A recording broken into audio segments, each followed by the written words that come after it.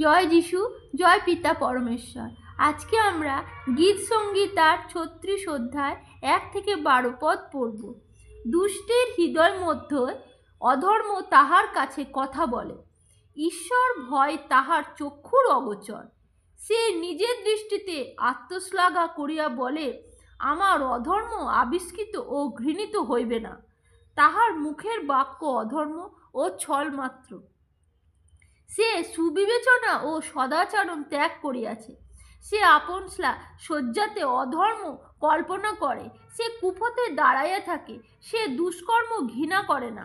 সদাপ্রভু, তোমার দয়া আকাশমণ্ডলে ব্যাপ্ত, তোমার বিশ্বস্ততা গগনস্পর্শী, তোমার ধর্মশীলতা ঈশ্বরের পর্বতসমূহের তুল্য, তোমার শাসন সকল মহাজলধি স্বরূপ। সদাপ্রভু, তুমি মনুষ্য ও পশু রক্ষা করিয়া থাকো। হে ঈশ্বর, তোমার দয়া কেমন বহুমূল্য। মনুষ্য সন্তানবর্গ তোমার পক্ষ ছায়ার নিচে শরণ লয়। তাহারা তোমার গৃহের পুষ্টিকর দ্রব্যে পরিতৃপ্ত হয়। তুমি তাহাদিগকে তোমার আনন্দ নদীর জলপান করাইয়া থাকো। কারণ তোমারই কাছে জীবনের উনুই আছে। তোমারই দীপ্তিতে আমরা দীপ্তি দেখিতে পাই।